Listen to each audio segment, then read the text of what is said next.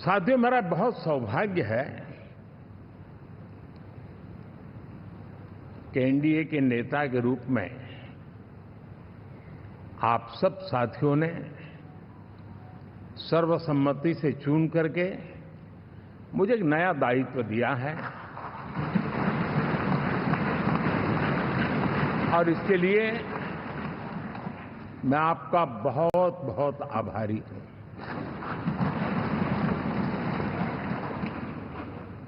व्यक्तिगत जीवन में एक मैं जवाबदारी का एहसास करता हूं। जब 2019 में इस सदन में मैं बोल रहा था, आप सबने मुझे नेता के रूप में चुना था और तब मैंने एक बात पर बल दिया था, विश्वास। आज जब आप मुझे फिर से एक बार ये दायित्व देते हैं, इसका मतलब है कि हम दोनों के बीच, हम आपस में विश्वास का सेतु इतना मजबूत है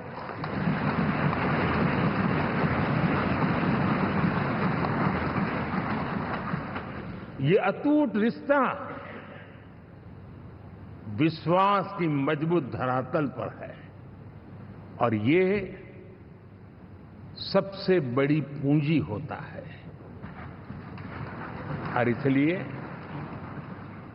ये पल मेरे लिए भावुक करने वाले भी है और आप सबके प्रति जितना धन्यवाद करूं उतना कम है।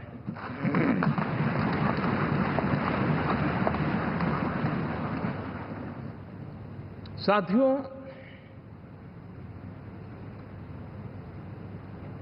बहुत कम लोग इन बातों की चर्चा करते हैं, शायद उनको सूट नहीं करता होगा, लेकिन हिंदुस्तान के इतने महान लोकतंत्र की ताकत देखिए कि एनडीए आज देश में 22 राज्यों में लोगों ने उनको सरकार बना करके सेवा करने का मौका दिया।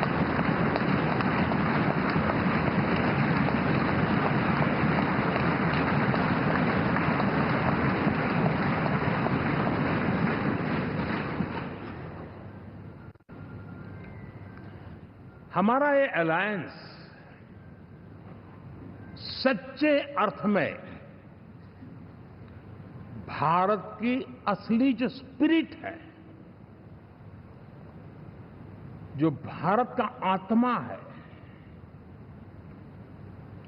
भारत की जड़ों में जो रचा बसा है, उसका एक अर्थ में प्रतिबिंब है।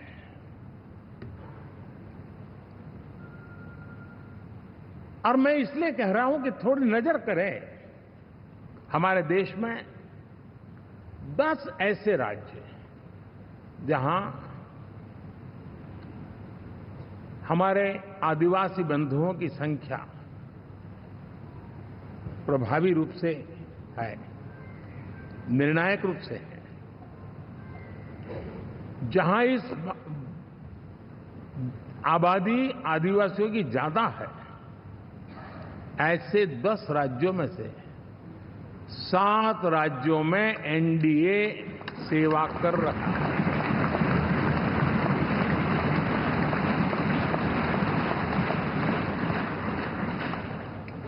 साथियों, हम सर्वपंथ संभाव के हमारे संविधान को समर्पित है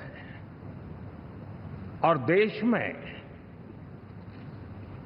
चाहे हमारा गोवा हो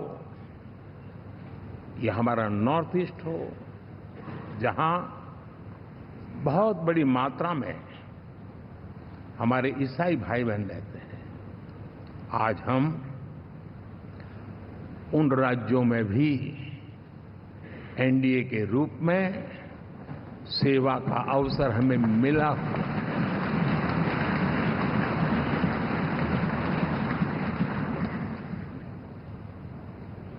साथियों, प्री पोल अलायंस हिंदुस्तान के राजनीतिक इतिहास में और हिंदुस्तान की राजनीति में गठबंधन के इतिहास में प्री पोल अलायंस इतना सफल कभी भी नहीं हुआ है जितना कि एनडीए हुआ है।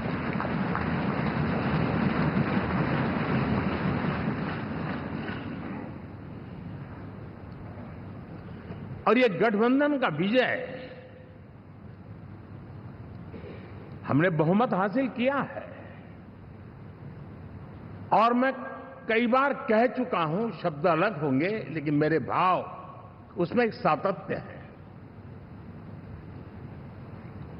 सरकार चलाने के लिए बहुमत आवश्यक है, लोकतंत्र का वही एक सिद्धांत है, लेकिन देश चलाने के लिए सर्वमत बहुत जरूरी होता है।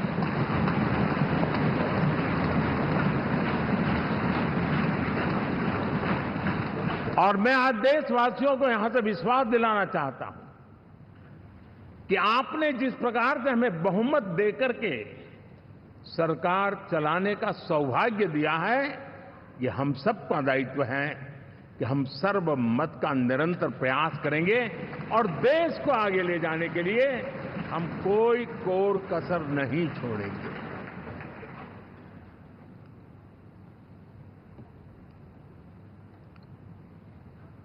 साथियों, एनडीए को करीब करीब 3 दशक हो चुके हैं।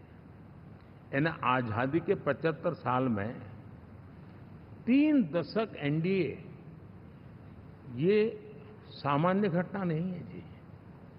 विविधता से भरे हुए अपनी लोकतांत्रिक और सामाजिक रचना के बीच में ये 3 दशक की यात्रा एक बहुत बड़ी मजबूती का संदेश देती है।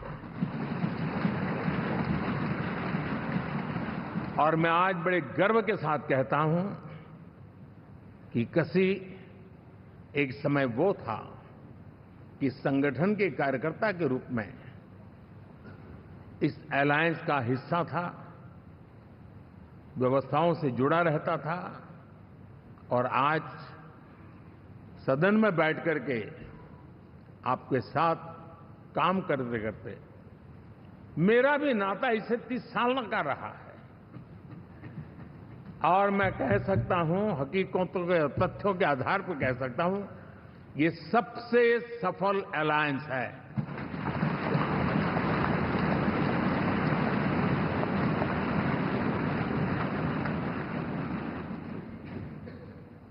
हम गर्व से कह सकते हैं कि 5 साल का टर्म होता है। इस अलायंस ने 30 साल में से 5-5 साल के 3 टर्म सफलतापूर्वक पार किए हैं और अलायंस 4थे टर्म में एंटर कर रहा है।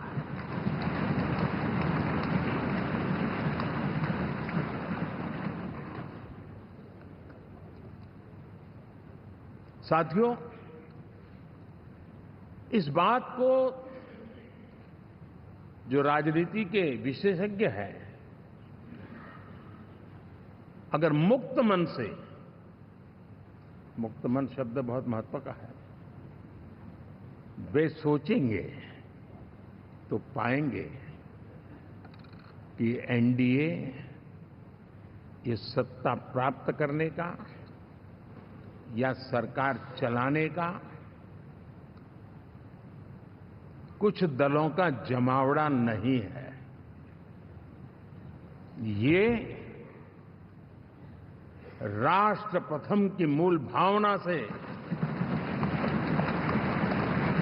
नेशन फर्स्ट के प्रति कमिटेड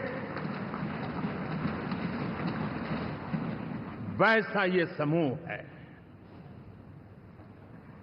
और 30 साल का लंबा कालखंड शुरू में शायद असेंबल हुआ होगा, लेकिन आज मैं कह सकता हूं कि भारत के राजनीतिक व्यवस्था में एक ऑर्गेनिक अलायंस है।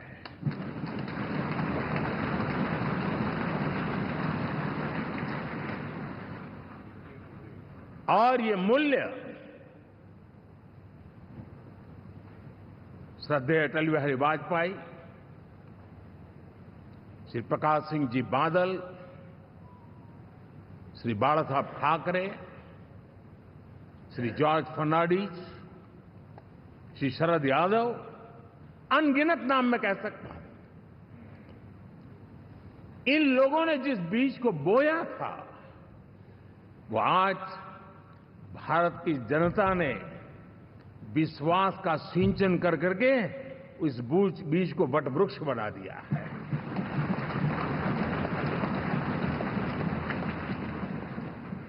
और हम सबके पास ऐसे महान नेताओं की विरासत है और हमें इसका गर्व है।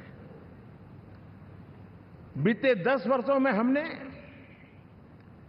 एनडीए की उसी विरासत, उसी मूल्यों को लेकर के निरंतर आगे बढ़ने का और देश को आगे बढ़ाने का प्रयास किया है। जैसे मैंने कहा, मुक्त मन से राजनीति के विश्लेषक अगर विश्लेषण करेंगे तो देखेंगे कि एनडीए का जो लोग दिखते हैं ना, उसमें एक कॉमन चीज नजर आती है और वो है गुड गवर्नेंस। इन सब ने अपने अपने समय में, अपने अपने कार्यकाल में जब जब जहां सेवा करने का मौका मिला है, गुड गवर्नेंस इस देश को दिया है। और इस प्रकार से एनडीए एक प्रकार से, एनडीए कहते ही गुड गवर्नेंस ये अपने आप पर्यायवाची बन जाता है। साथियों, हम लोगों के सभी के कार्यकाल में, चाहे मैं गुजरात में रहा हूं या बाबू हमारे आंध्र में रहे हो या नीतीश जी ने बिहार के लिए भरपूर सेवा की हो, हम सबके अंदर केंद्र बिंदु में गरीब का कल्याण केंद्रस्थ रहा है। और देश ने एनडीए के गरीब कल्याण के, गुड गवर्नेंस के 10 साल को देखा है। इतना नहीं, मैं कह सकता हूं देश ने इसे जिया है।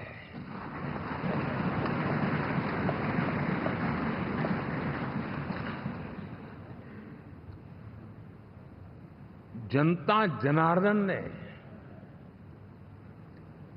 सरकार क्या होती है, सरकार क्यों होती है, सरकार किसके लिए होती है, सरकार कैसे काम करती है, इसको पहली बार अनुभव किया है। वरना जनता और सरकारों के बीच में एक खाई की व्यवस्था ही बनी हुई थी। हमने उसको पाठ दिया है। हमने सबका प्रयास का मंत्र देश को नई ऊंचाई पर ले जाने के लिए चरितार्थ करके देखा है। साथियों, एनडीए सरकार में हम अगले 10 साल में, मैं बहुत जिम्मेवारी के साथ कह रहा हूं, अगले 10 साल में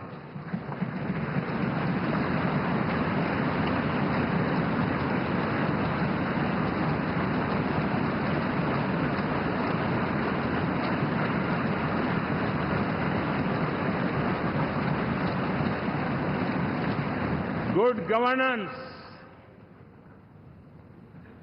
विकास, नागरिकों के जीवन में क्वालिटी ऑफ लाइफ, और मेरा व्यक्तिगत रूप से एक बहुत बड़ा ड्रीम है, मैं लोकतंत्र की समृद्धि को जब सोचता हूं तो मैं चाहता हूं कि सामान्य मानवीय के जीवन में से, और खास करके मध्यम वर्ग, उच्च मध्यम वर्ग, उनके जीवन में से सरकार की दखल जितनी कम हो, उतनी लोकतंत्र की मजबूती है।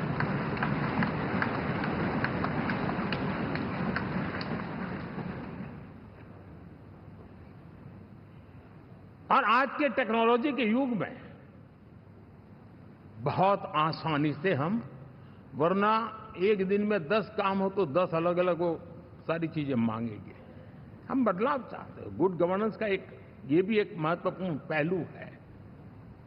देखिए, हम विकास का नया अध्याय लिखेंगे, गुड गवर्नेंस का नया अध्याय लिखेंगे, जनता जनार्दन की भागीदारी का नया अध्याय लिखेंगे और सब मिलकर के विकसित भारत के सपने को साकार करके रहेंगे।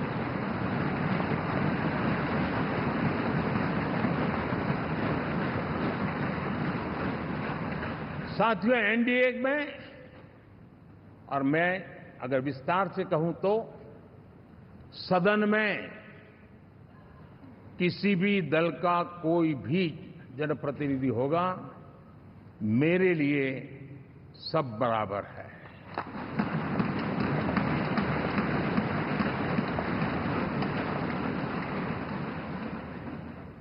जब मैं सबका प्रयास की बात करता हूं तो मैं सदन में भी, चाहे वो लोकसभा हो या राज्यसभा हो, हमारे लिए सब बराबर है। और यही एक भाव है जिसके कारण 30 साल से एनडीए अलायंस मजबूती के साथ आगे बढ़ा है। अपना पराया कुछ नहीं है। सबको गले लगाने में हमें कभी कोई कमी नहीं रखी है। उसी का परिणाम है कि जनता का विश्वास भी जीत पाते हैं। साथियों, हमने 2024 में जिस टीम भावना से काम किया है और ग्रासरूट लेवल पे किया है, सिर्फ फोटो ऑप करना, नेता मिलकर के हाथ हिलाएं और फिर तुम्हारे रास्ते में मेरे रास्ते, ऐसा नहीं। ग्रासरूट लेवल तक सबने मिल करके ये जो काम किया है, और उसी ने हमें ऑर्गेनिक अलायंस का सामर्थ्य दिया है।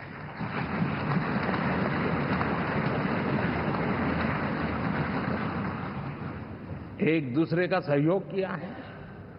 हर किसी ने यही सोचा, जहां कम वहां हम। अगर कोई कमी है तो मैं आऊंगा, मैं मेहनत करूंगा, लेकिन तुम्हें कमी नहीं रहने दूंगा। जहां कम वहां हम, ये हर कार्यकर्ता ने जी करके दिखाया है, और तभी तो जीत आती है। साथियों, कभी कभी मैं कह सकता हूं कि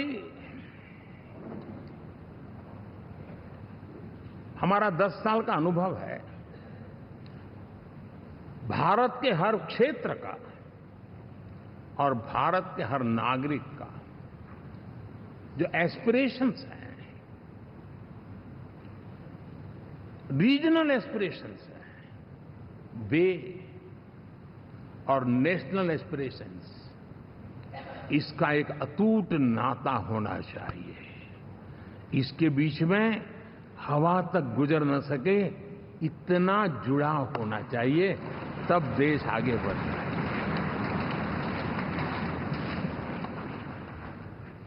साथियों, इस चुनाव में मैं कुछ उल्लेख जरूर करना चाहूंगा जो मेरी नजरिए से मैंने देखा है। दक्षिण भारत में एनडीए ने एक नई राजनीति की नींव मजबूत की है।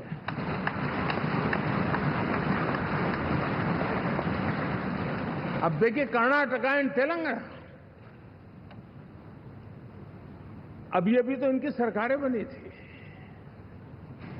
लेकिन पल भर में ही लोगों का विश्वास टूट गया, भ्रम से लोग बाहर आ गए और एनडीए को गले लगा दिया। कर्नाटक और तेलंगाना में दोनों जगह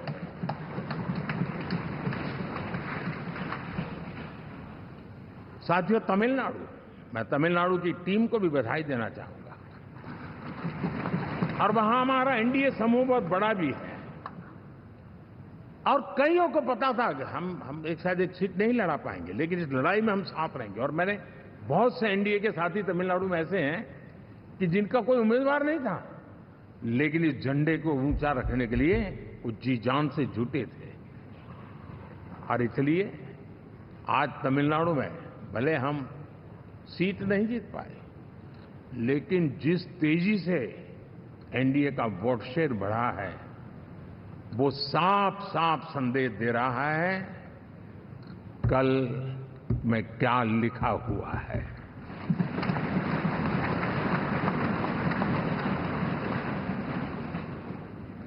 साथियों, पुडुचेरी हो, केरला हमारे सैकड़ों कार्यकर्ताओं के बलिदान हुए हैं।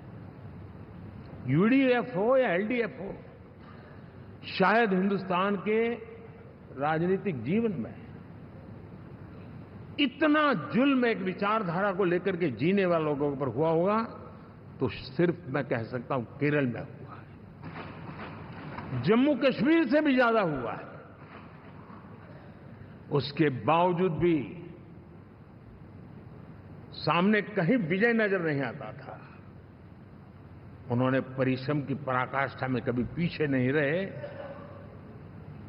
पीढ़ियां खपा दी।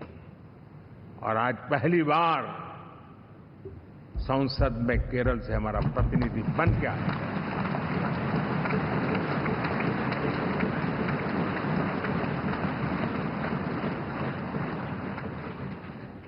साथियों, अरुणाचल में हमने लगातार हमारी सरकार बनती रही है और भारी समर्थन से बनती है। सिक्किम में भी हमारे एनडीए की सरकार करीब क्लीन स्वीप के साथ, अरुणाचल क्लीन स्वीप। आंध्र, मैं अबू बाबू को पूछ रहा था, बोले हिस्टोरिकली ये सबसे हाईएस्ट विक्ट्री है।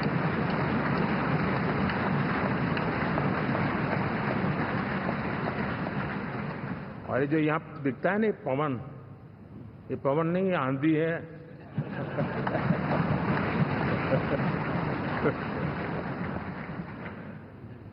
आंध्र ने इतना बड़ा हमारे प्रति जनमत दिया है। हिंदुस्तान के लिए एक सामान्य मानवीय की विकास की जो जिजीविषा है, उसका प्रतिबिंब है। और महाप्रभु जगन्नाथ,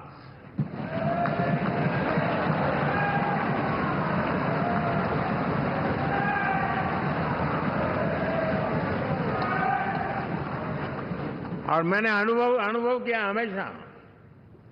मैं हमेशा मानता हूं ईश्वर के अनेक रूप होते हैं, लेकिन जब मैं भगवान महाप्रभु जगन्नाथ जी को याद करता हूं तो मैं हमेशा मानता हूं ये गरीबों के देवता है।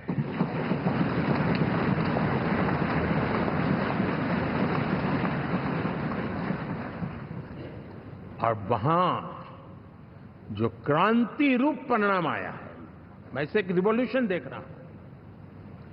और मैं इसके साथ कह सकता हूं कि विकसित भारत का हमारा जो सपना है, आने वाले 25 वर्ष, पहले मैंने 10 साल कहा था, यहां मैं 25 साल कह रहा हूं। आने वाले 25 साल महाप्रभु जगन्नाथ जी की कृपा से उड़ीसा देश की विकास यात्रा के ग्रोथ इंजन पैकी एक होगा।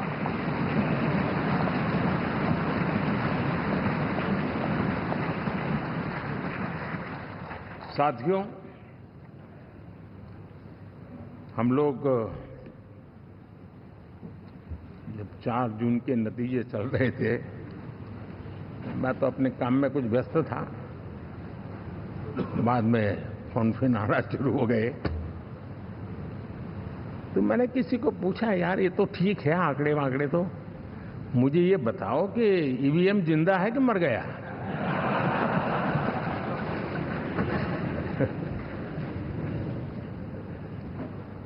क्योंकि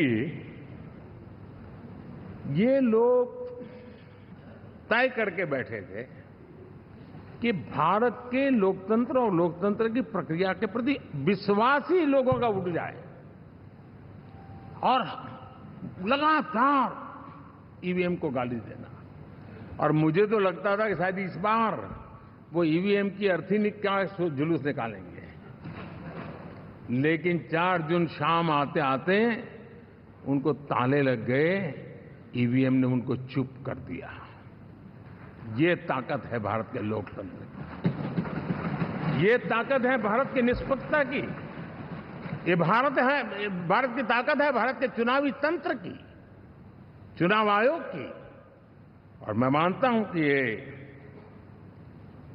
आशा करता हूं कि 5 साल तो अब ईवीएम शायद मुझे नहीं सुनाई देगा, लेकिन जब 29 में हम जाएंगे तो फिर से शायद ईवीएम को लेकर के नाचने की शुरुआत करेंगे, क्योंकि इनके सुधरने की संभावना बहुत कम है।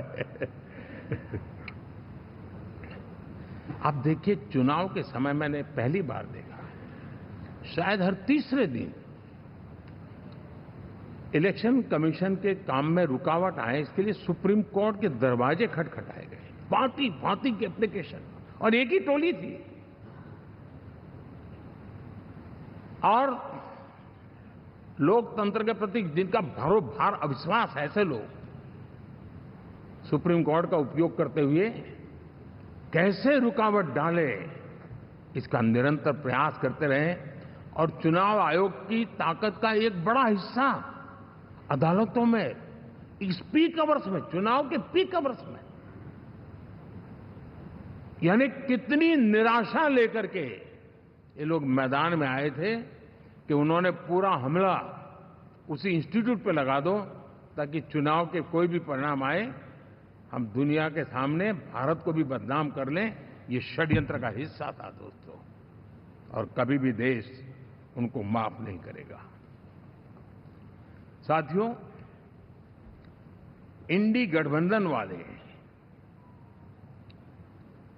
जब ईवीएम का विरोध करते हैं तो मैं सिर्फ एक चुनाव के रूप में नहीं देख रहा। मैं मानता हूं ये लोग मन से पिछली शताब्दी के सोच वाले लोग हैं। वे टेक्नोलॉजी को हम महत्व न समझते हैं, न टेक्नोलॉजी स्वीकार करने को तैयार है। और ये सिर्फ ईवीएम में दिखाई दिया, ऐसा नहीं, यूपीआई में दिखाया। जब हमने कहा कि हिंदुस्तान के लोग डिजिटल ट्रांजैक्शन करेंगे, फिनटेक की दुनिया में आज हिंदुस्तान का नाम हो गया, मानने को तैयार नहीं। आधार आज देश की एक पहचान बना है। मैं तो देख रहा हूं कि मुझे कई देश कहते हैं कि हमें आधार की पद्धति से आगे बढ़ना है, आप कैसे मदद कर सकते हैं।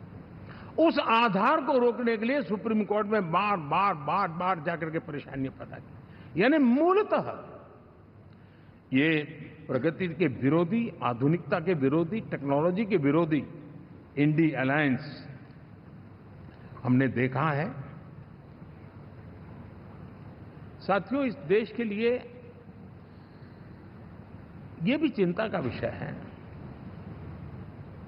कि विश्व में भारत के लोकतंत्र की ताकत को कम आंकने का प्रयास, और कितना एक्सट्रीम है।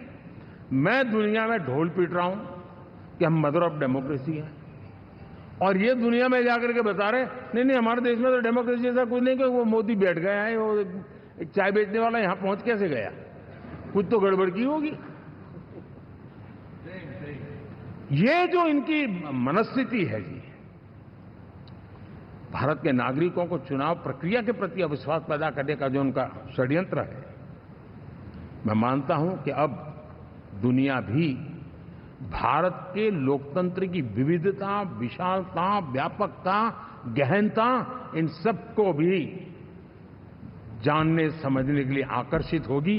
ऐसे ही इस चुनाव के नतीजे में देख रहा हूं। साथियों, जब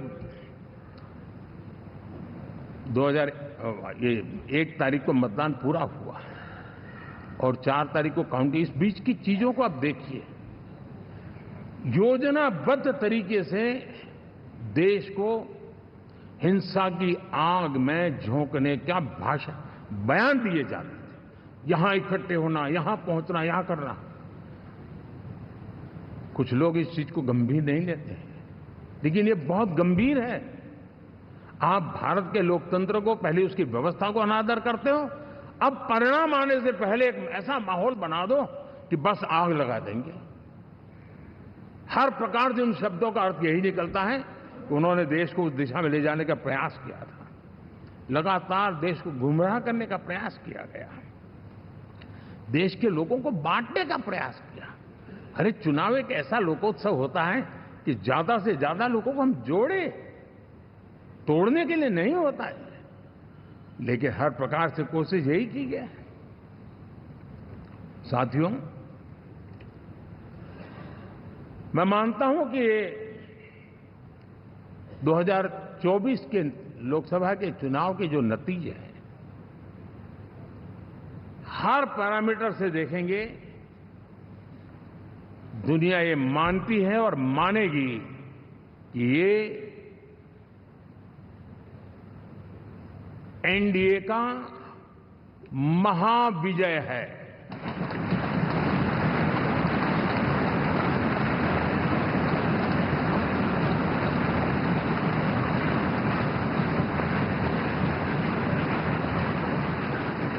और आपने देखा 2 दिन कैसा चला, जैसे हम तो हार चुके हैं, गए। सब चारों तरफ यही दिखता था, क्योंकि उनको अपने कार्यकर्ताओं का मोरल हाई करने के लिए ऐसे काल्पनिक परेड ये करने पड़ रहे हैं। और साथियों, गठबंधन के इतिहास में अगर आंकड़ों के हिसाब से देखें तो ये सबसे मजबूत गठबंधन की सरकार है।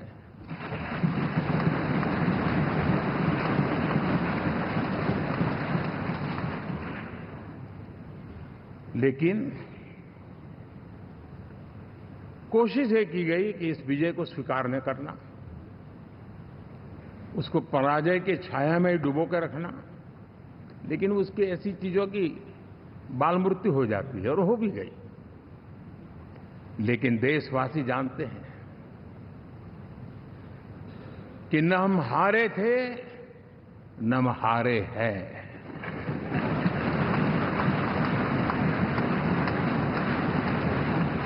लेकिन 4 तारीख के बाद हमारा जो व्यवहार रहा है, वो हमारी वो पहचान बताता है कि हम विजय को पचाना जानते हैं।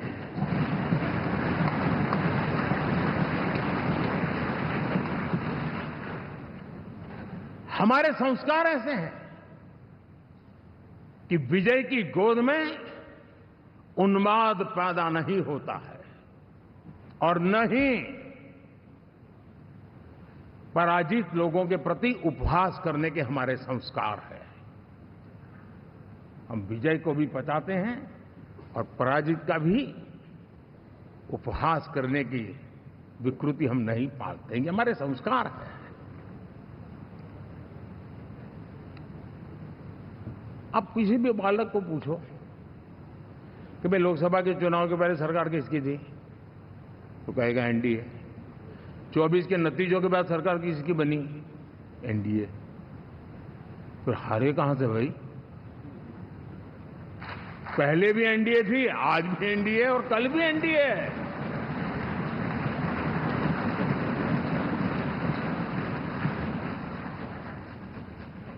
आप सोचिए, 10 साल बाद भी कांग्रेस 100 के आंकड़े को नहीं छू पाई।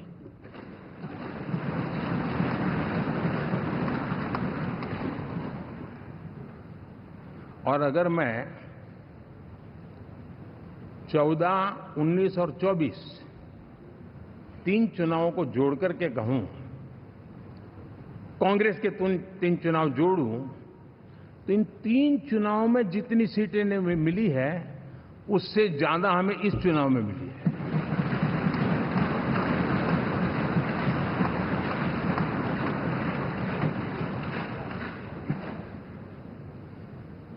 और मैं साफ देख रहा हूं साथियों, एनडीए वालों को अंदाज नहीं है वे धीरे धीरे पहले तो डूब रहे थे, अब तेज गति से ये गर्त में जाने वाले हैं।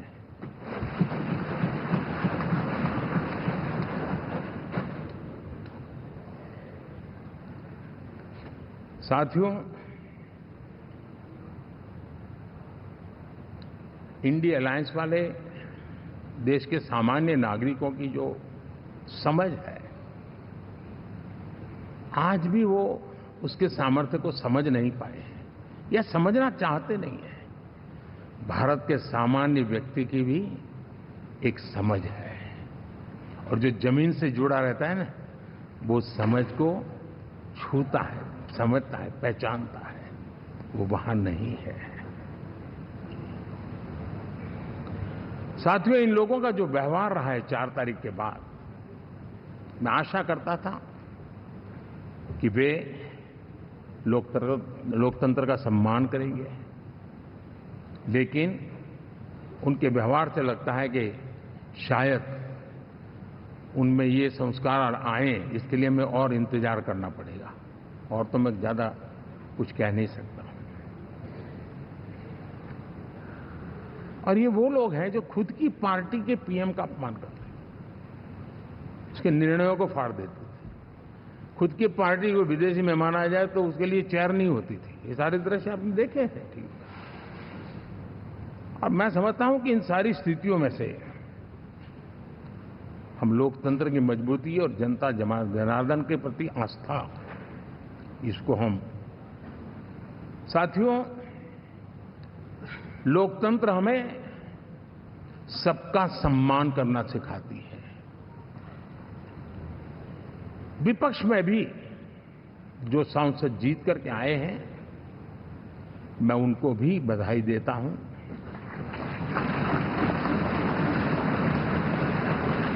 और मैं पिछले 10 वर्ष में एक चीज मिस कर रहा था कि debate, participation, quality of debate मैं मिस कर रहा हूं। लेकिन मैं आशा करता हूं कि अब इस नया जो सदन बना है, वो कमी मुझे खलेगी नहीं। शायद हमारे साथी भी राष्ट्रहित की नियत के साथ सदन में आएंगे, और भले वो विपक्ष में बैठे होंगे, लेकिन राष्ट्र के विपक्ष में नहीं है, हमारे विपक्ष में है। राष्ट्र में तो हम सब एक ही दिशा में हैं।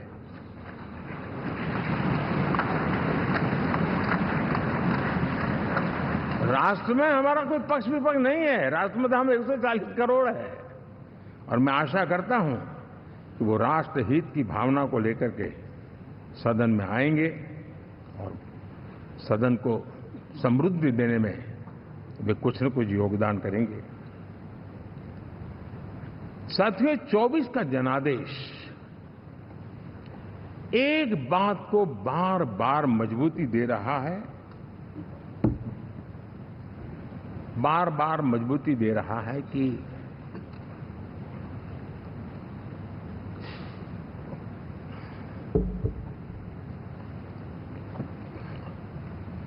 देश को आज के वातावरण में सिर्फ और सिर्फ एनडीए पर ही भरोसा है।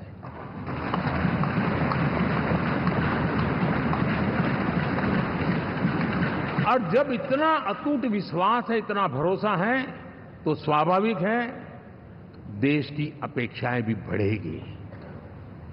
और मैं इसे अच्छा मानता हूं और हम सबका कर्तव्य भी मानता हूं। और इन अपेक्षाओं को पूर्ण करने के लिए, और मैंने पहले भी कहा था कि जो 10 वर्ष हमने काम किया है वो तो ट्रेलर है।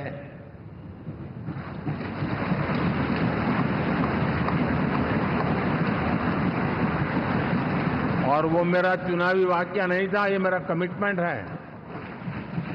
हमें और तेजी से, और विस्तार से, और तेज गति से देश के आकांक्षाओं को पूर्ण करने में रत्ती भर भी विलंब नहीं करना है।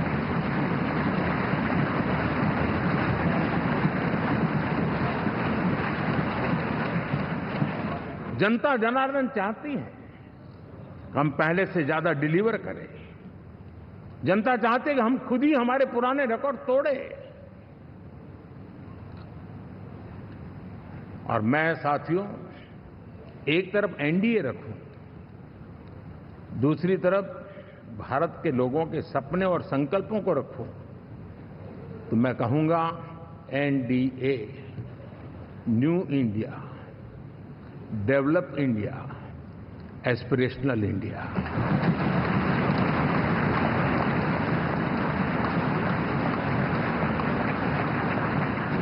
और इसी सपने और संकल्पों को पूरा करना, ये हम सबका संकल्प भी है, कमिटमेंट भी है और हमारे पास रोड मैप भी है।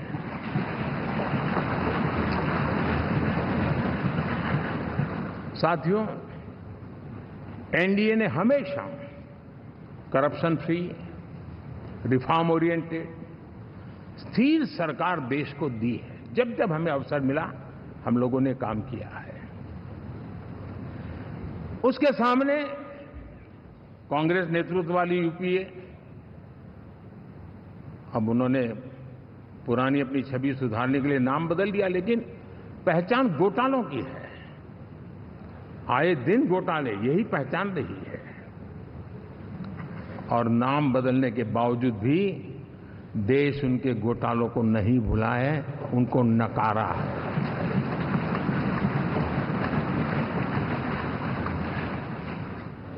और मैं कह सकता हूं साथियों, इंडी अलायंस वालों ने एक व्यक्ति का अपोज करने के वन पॉइंट एजेंडा के कारण देश की जनता ने उनको ही ऑपोजिशन में बिठा दिया है।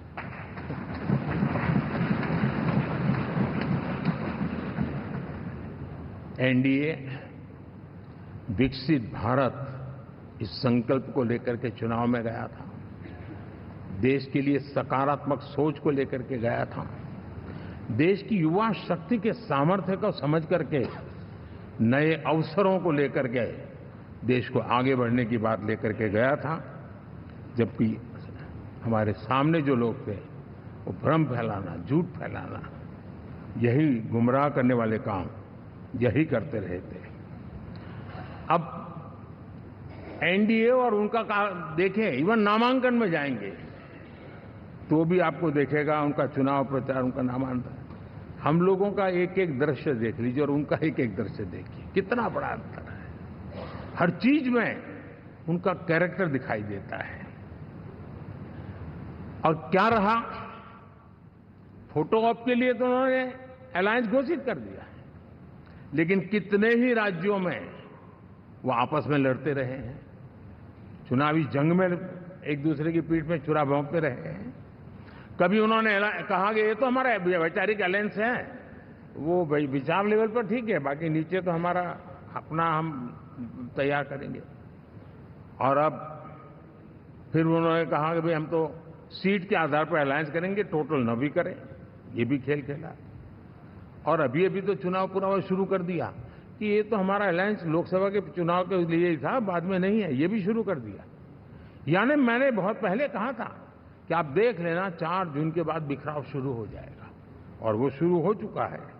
इसका मतलब ये हुआ कि वो सिर्फ और सिर्फ सत्ता सुख के लिए एक दूसरे का साथ देने की कोशिश करते थे, लेकिन उनमें उनका अगर स्वार्थ निश्चित होता तो साथ देना, वरना नहीं देना, ये कैरेक्टर था। साथियों, ये लोग कितने ही बड़े झूठे बोलते रहे हैं। और आप देखिए, चुनाव के समय उन्होंने देश के सामान्य नागरिक को गुमराह करने के लिए जो पर्चियां बांटी कि ये देंगे और वो देंगे और टिकना देंगे, फलाना देंगे, 2 दिन से मैं देख रहा हूं कि कांग्रेस के दफ्तरों पर लोग कतार लगा के खड़े हैं कि पर्ची है, 1 लाख रुपया कहां है, लाओ भाई, मांग रहे हैं लोग। यानी आपने जनता जनार्दन की आंखों में कैसा उनको भ्रमित किया, कैसी आंख में धूल झोंक दी कि वो बेचारा सामान्य नागरिक मान के चलता था, हाँ भाई 4 जून के बाद रुपया मिल जाएगा, इसलिए वो जाके खड़ा रह गया।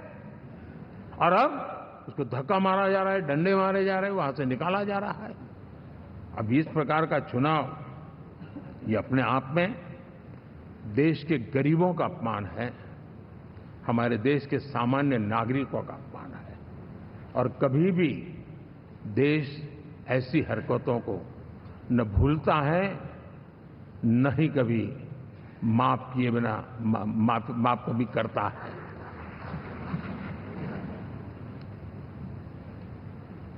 साथियों, हमारे लिए संतोष की बात है कि हम एक कमिटमेंट से काम कर रहे हैं। 10 साल में हमने 25 करोड़ गरीबों को गरीबी से बाहर निकाला है।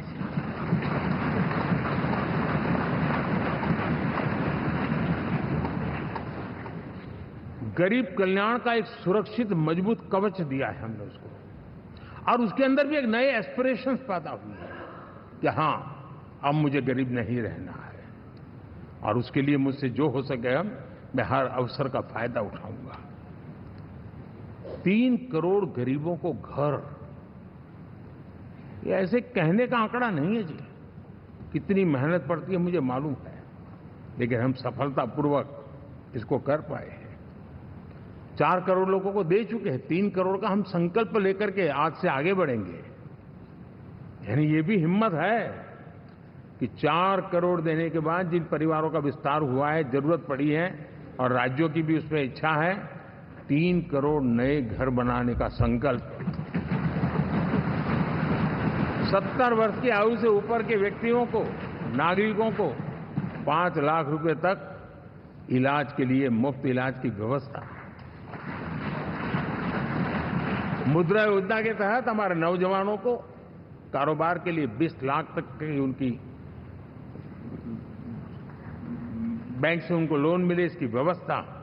ये मैं समझता हूं कि वायदा हमारे तीसरे कार्यकाल की गारंटियां, सब मैं अभी बताता नहीं हूं, लेकिन इन गारंटियों के प्रति हम कमिटेड हैं और उसे पूर्ण करने के लिए हम कोई कमी नहीं रखेंगे।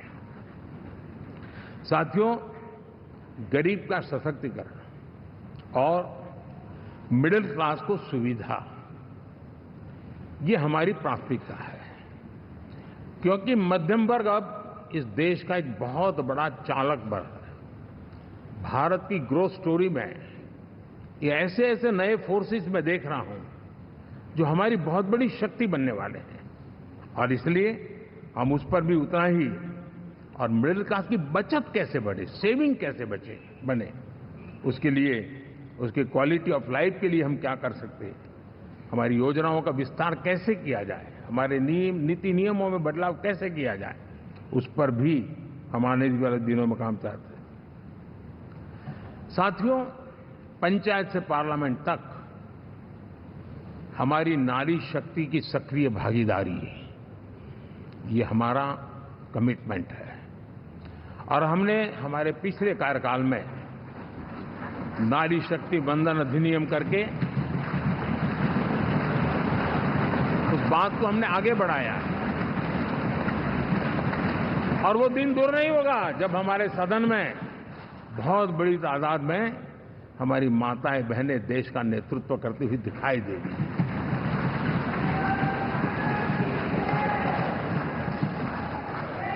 इस पूरे चुनाव में हम सबसे ज्यादा महिला उम्मीदवारों को टिकट देने वाली पार्टी रहे हैं, ये हमारा कमिटमेंट है।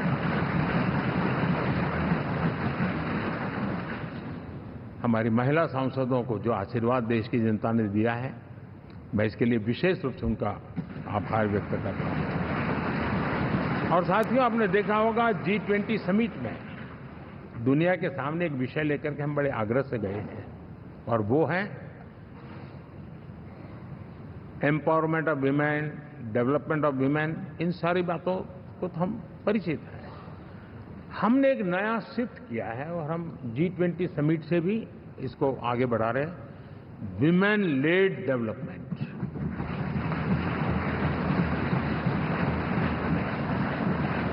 एक बार हमारा इस प्रकार का कमिटमेंट बनता है तो परिवर्तन बिल्कुल साफ नजर आता है। सर, साथियों, एनडीए का ये कार्यकाल बड़े फैसलों का है, तेज विकास का है। और अब हम समय गंवाना नहीं चाहते कि हम 5 नंबर की इकोनॉमी से 3 नंबर की इकोनॉमी पर पहुंचना है।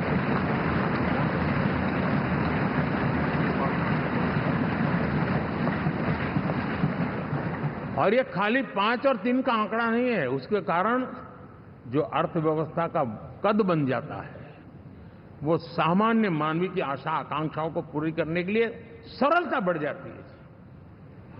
देश के लिए जो जरूरतें हैं वो आराम से पूरी करने का सामर्थ्य बन जाता है।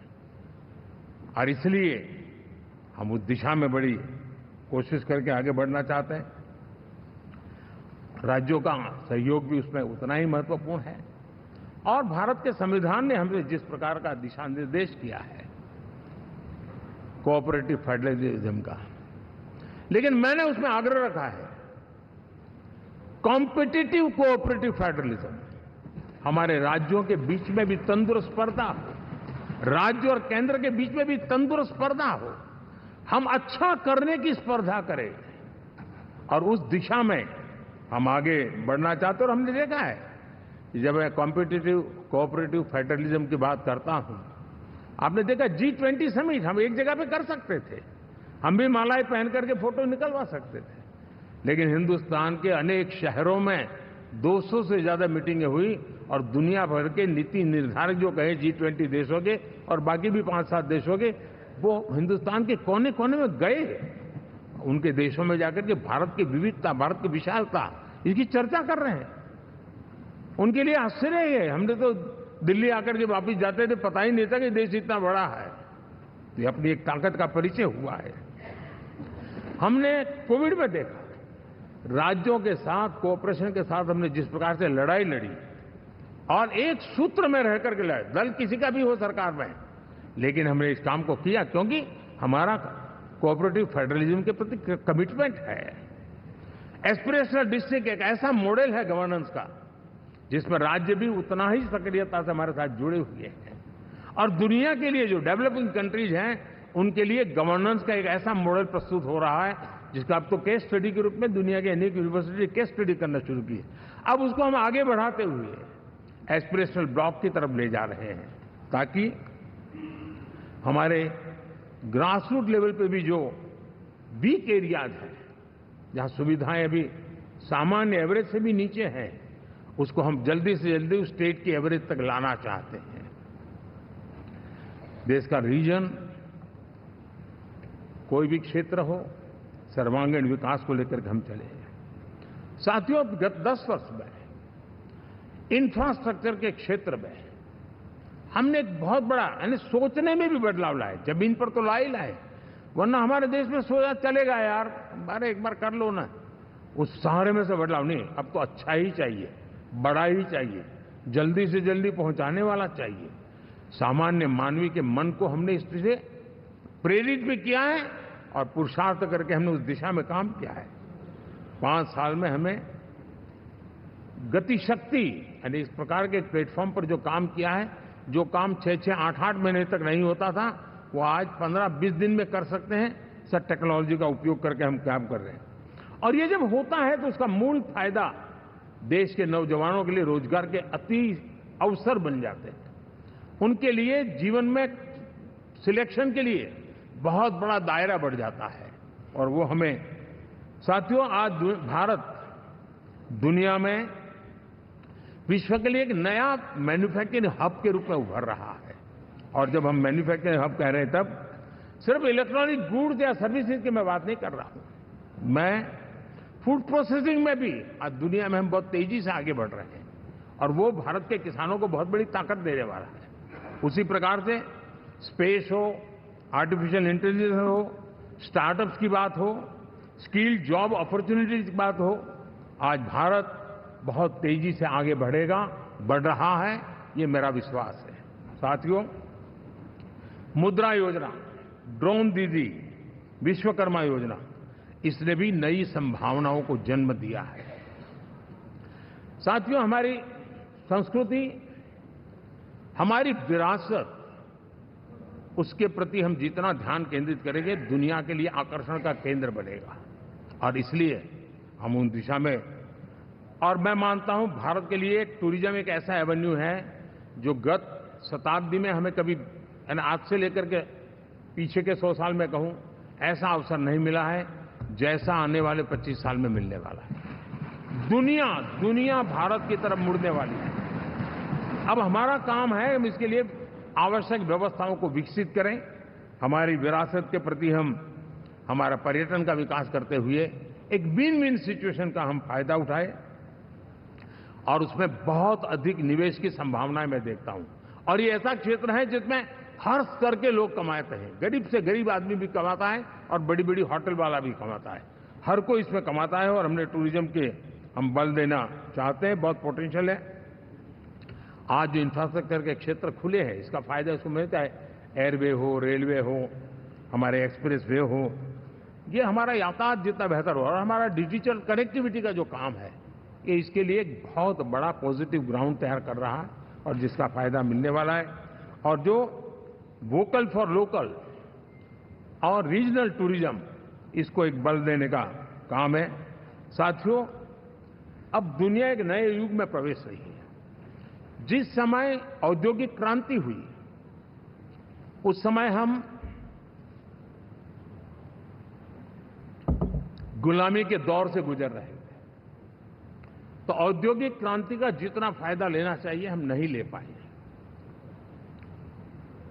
अब एक नया युग शुरू हो रहा है, हरित युग, ग्रीन एरा। भारत के पास बहुत संभावनाएं हैं इसका नेतृत्व करने की, और हम इसके लिए आने वाले दिनों में ग्रीन हाइड्रोजन की बात हो, ग्रीन एनर्जी हो, या ग्रीन जॉब्स हो, या ग्रीन मोबिलिटी हो, इन सारे विषयों को हम इतनी तेजी से आगे बढ़ाना चाहते हैं ताकि इस हरित युग का नेतृत्व दुनिया में भारत का सामर्थ्य सिद्ध कर दें, ये हम चाहते हैं। साथियों, इसी सिलसिले में इस 5 जून को जब पर्यावरण दिवस था, 4 जून को नतीजे आ गए थे, तो उसी दिन मेरे मन में एक विचार आया कि कार्यक्रम 5 जून को हमने आरंभ किया, एक पेड़ मां के नाम। हर किसी को मां के प्रति श्रद्धा होती है, और मैं भी देशवासियों को कहूंगा कि आने वाले समय में कभी आपकी माताजी का जन्मदिन हो, क्या कोई और शुभ दिन हो, अपनी मां के नाम पर एक पेड़ लगाइए, और मां जीवित है तो साथ लेकर जाइए, उनकी फोटो आप सोशल मीडिया में अपलोड कीजिए, और मां नहीं है तो उनकी फोटो रख करके एक पेड़ लगाइए, और वो अपनी मां का भी सम्मान होगा और धरती मां की सेवा होगी। हम इन 2 माताओं की सेवा करें। साथियों, एनडीए, अब भारत आइसोलेशन में नहीं जी सकता। वैश्विक परिवेश में भारत की भूमिका दिनों दिन बहुत बढ़ती चली जा रही है। 2014 में जब एनडीए की सरकार बनी, पूरे विश्व में उसी एक पल से एक नया जिज्ञासा पैदा हुई, थोड़ी आशा के संकेत उनको नजर आने लगे, और फिर उस बदलाव बहुत बड़ा तेजी से आया। और पिछले 10 वर्ष में भारत ने जिन कामों को बढ़ लिया है, आज भारत की छवि विश्व बंधु की बन चुकी है। दोस्तों, विश्व हमें एक बंधु के रूप में स्वीकार कर रहा है, और जब दुनिया हमें विश्व बंधु के रूप में स्वीकारती है, तो हमारी वैश्विक जिम्मेवारियों को भी हमने हमारे आने वाले रोड मैप में महत्व देना ही होगा। और भारत की सफल विदेश नीति ने अच्छे परिणाम भी दिए हैं। हमने हर संकट को उस प्रकार से हैंडल किया जिस प्रकार से मानवीय मूल्यों को हमने प्राथमिकता दी।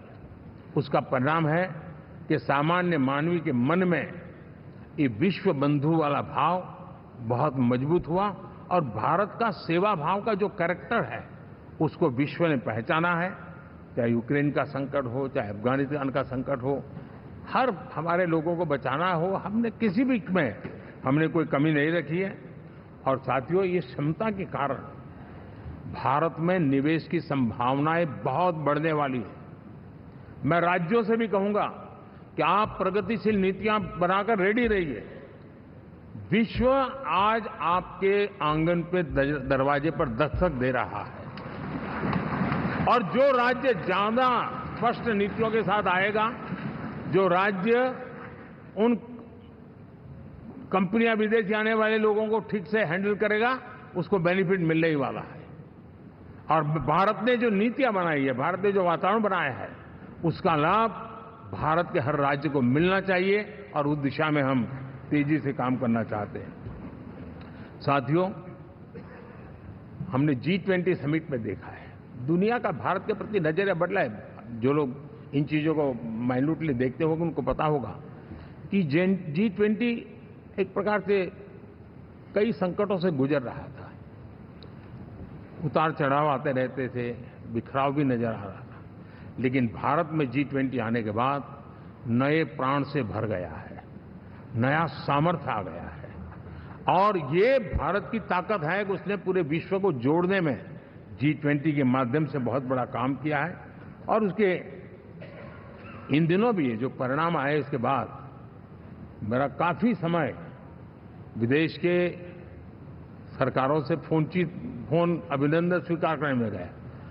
और शायद मैं 2014 में 19 में भी ऐसा अनुभव नहीं था जितना इस बार फ्लो है। दुनिया के करीब करीब, अब नाम ले, उसने भारत को शुभेच्छा व्यक्त की है या बात करने की कोशिश की है। यानी ये वैश्विक जो हमारा ताकत है, उसका परिचय करवा रहा है। और उसके कारण मैं मानता हूं कि विश्व में हमारा सम्मान और साथ साथ भारत में निवेश, ये दोनों संभावनाएं बढ़ रही है। साथियों, हमारे संविधान का 75वां वर्ष है। हम चाहते हैं कि संविधान हमारी संवैधानिक संस्थाओं का संरक्षण भर इसके मात्र के लिए है, ऐसा नहीं, कोई अदालत में धाराओं का उपयोग करके काम करने के लिए नहीं है। ये एक हमारी भावना है, हमारा स्पिरिट है, और हमें इस 75 साल को ऐसे मनाना है ताकि हम संविधान के स्पिरिट को जन जन तक पहुंचाएं। हर जन को संविधान की जो भावना है, कर्तव्य की भावना है, अनेक बात ऐसे इस बात है, उन सब प्रति समर्पण उसका बढ़े, उस दिशा में हम काम करना चाहते हैं। साथियों, छत्रपति शिवाजी महाराज के राज्याभिषेक के 350 वर्ष के उत्सव में देश आज रंगा हुआ है, और हमारे लिए सबसे बड़ी प्रेरणा है, क्योंकि उसमें राष्ट्र प्रथम की भावना है। छत्रपति शिवाजी महाराज को याद करते ही राष्ट्र प्रथम की भावना हमें मजबूती देती है, और इसलिए हम देश में इसी एजेंडा को आगे रखते हुए, और जब इसी समय 350 साल का पर्व आया है, तो हमें अपनी पॉलिसी और परफॉर्मेंस और सामान्य मानवीय का जीवन बेहतर करना है, उसमें जरा भी विलंब नहीं करना है। साथियों, विकास की सारी तैयारियां, रोड मैप लेकर को हम चलेंगे ही, चल रहे हैं, लेकिन साथ साथ हम नए नए सांसद आए हैं, कुछ पुराने सांसद हैं, कुछ ज्यादा अनुभवी सांसद भी हैं। आप देखते हैं कि इन दिनों, पिछले 2 दिन से आप टीवी पे देखते होंगे, एक भी सच्चाई मुझे उसमें नजर नहीं आई। कोई ये कह रहा है, कोई वो कह रहा था, सब मैंने कहा भी जरा पूछो तो ये जानकारी लाते कहां से, गपगोले चला रहे, किसी के खाते में कुछ भी डाल करके चल रहा है। तो मतलब ये थोड़े दिन, क्योंकि 10 साल से ऐसे अवसर नहीं मिले हैं, तो शायद ये उबाल जरा ज्यादा रहेगा। लेकिन आप मान के चलिए जी, ऐसे लोग कोई पहुंचेंगे, बस साहब मेरा अच्छा संबंध है, मंत्री में आपका नंबर कर सकता हूं, आया, हमें भी पता नहीं होता है यार, हो सकता है मिनिस्टर बनने का ही रास्ता होगा, तो हम भी गलती से उसका हाथ पकड़ लेते हैं, और वो पता नहीं वो किस खाई में डुबो देता है। कभी कभी तो शायद अब तो टेक्नोलॉजी ऐसी है कि हो सकता है मेरे सिग्नेचर से कोई लिस्ट बाहर निकल जाए कि ये मंत्री बन गए। हो सकता है कोई बुद्धिमान डिपार्टमेंट भी बांट दे। तो आजकल कई लोग सरकार बनाने में लगे हुए हैं, मंत्री पद बांट रहे हैं, पद बांट रहे हैं, व्यवस्था बांट रहे हैं। मैं आपसे आग्रहपूर्वक कहता हूं, और जो मोदी को जानते हैं, ये सारे प्रयास निरर्थक है वे।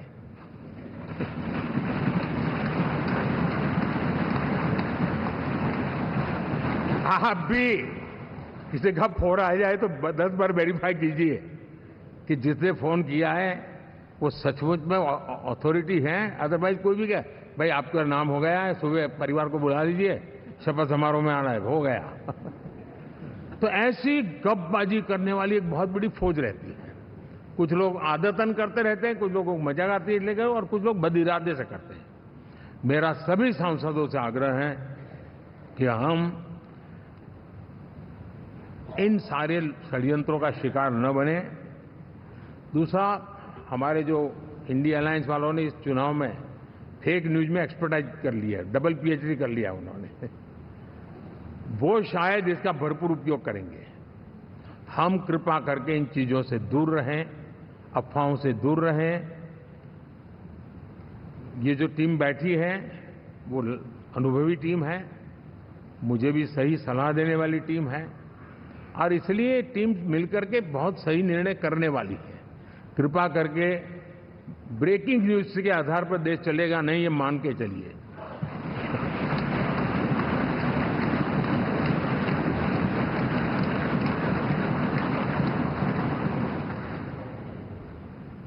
साथियों, विकसित भारत का संकल्प लेकर के हम चले हैं। 3 नंबर की इकोनॉमी पहुंचना मैं जानता हूं, निश्चित रोड मैप के साथ उसको हम पार करने वाले हैं। और मैंने पहले भी कहा था कि मेरा पल पल देश के नाम है, मेरा पल पल आप लोगों के नाम है। मैं 24/7 अवेलेबल हूं।